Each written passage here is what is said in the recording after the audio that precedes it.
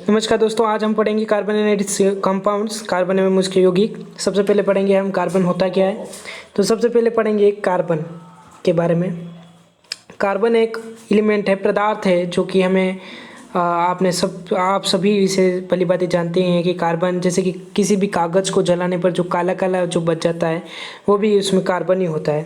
तो ज़्यादातर वस्तुओं में जो ऑर्गेनिक यानी जो हमें प्रकृति से प्राप्त होती है उन सभी वस्तुओं में ज़्यादातर कार्बन होता है। तो सबसे पहले कार्बन तो एक पदार्थ है जो कि अभी बताया पदार्थ है। इसकी परमाणु संख्या कितनी होती है? इसकी परमाणु संख्या यानी एटॉमिक नंबर कितना होता है? 6 होता है। और इसका जो वैलेंसी है, परमाणु संयोजकता, जो संयोजकता है इसकी, यानी अंतिम कोश में इलेक्ट्रॉनों की संख्या को संयोजकता कहते हैं। अंतिम कोश में इलेक्ट्रॉन की संख्या वो कितनी होती है? कार्बन की 4 होती है। किस तरीके से अंतिम कोश में इलेक्ट्रॉन की संख्या 4 होती है, अब इसके बारे में हम चर्चा करेंगे। जैसे कि ये देख लीजिए, आपने पिछली कक्षाओं में पढ़ा होगा कि एक एटम होता है जो कि उसका ये नाभिक हो गया और उसके चारों ओर, नाभिक के चारों ओर इलेक्ट्रॉन चक्कर लगाते हैं। ये प्रथम कोश हो गया और ये द्वितीय कोश हो गया। अब कार्बन की बात कहें हम तो परमाणु संख्या कितनी है इसकी? परमाणु संख्या है 6, यानी इसमें 6 इलेक्ट्रॉन है। कितने इलेक्ट्रॉन है? इलेक्ट्रॉन कितने हैं? 6 इलेक्ट्रॉन, यानी 2 इलेक्ट्रॉन दिए आगे तो बचे कितने? 4। तो संयोजकता क्या होती है? अंतिम कोश में उपस्थित इलेक्ट्रॉनों की संख्या है। ये अंतिम कोश है इसका। तो अंतिम कोश में कितने इलेक्ट्रॉन है? 1 2 3 4 इलेक्ट्रॉन है। तो इसीलिए जो कार्बन की संयोजकता होती है, कार्बन की वैलेंसी या फिर इसे कह दें संयोजकता वो कितनी होती है? 4 होती है। यानी ये 4 बंध बनाएगा, यानी 4 तरीके से बंध बनाएगा।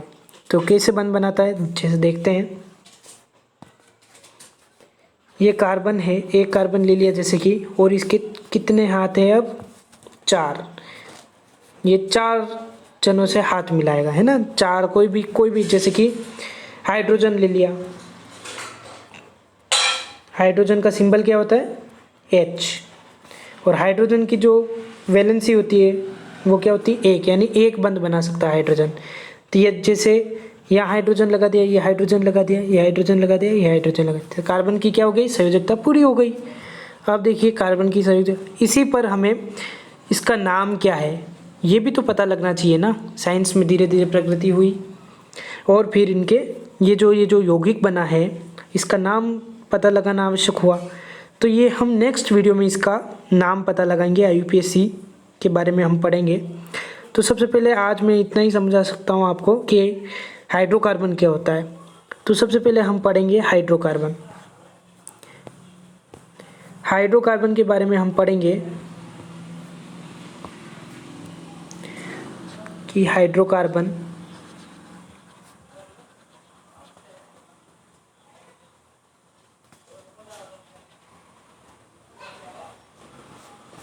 क्या होता है। हाइड्रोकार्बन क्या होता है? जैसा कि आप इसके नाम से पता लगा सकते हो कि हाइड्रो यानी होता है हाइड्रोजन,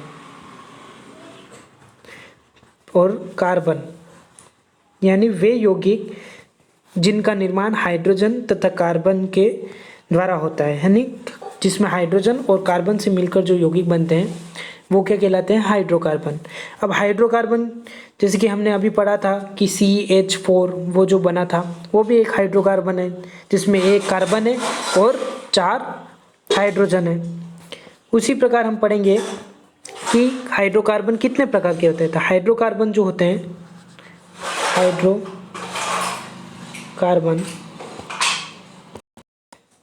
हाइड्रोकार्बन कितने प्रकार के होते हैं?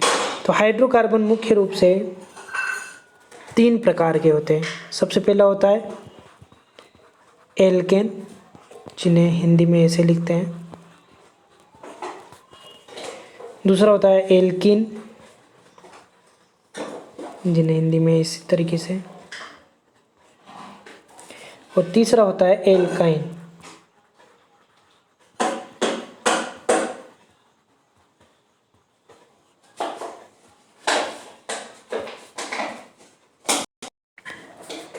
इसे सूत्र द्वारा निरूपित कैसे करें?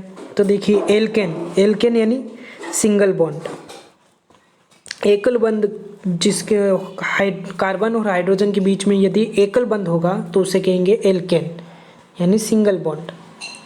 सिंगल बॉन्ड होता है, इसमें कितना होता है? इसमें डबल बॉन्ड होता है और इसमें ट्रिपल बॉन्ड होता है। तो इसे एक एक करके हम इसकी स्टडी करेंगे अगले लेक्चर में। तो वीडियो अगर पसंद आई हो तो इसे लाइक, शेयर एवं चैनल को सब्सक्राइब जरूर करें। धन्यवाद।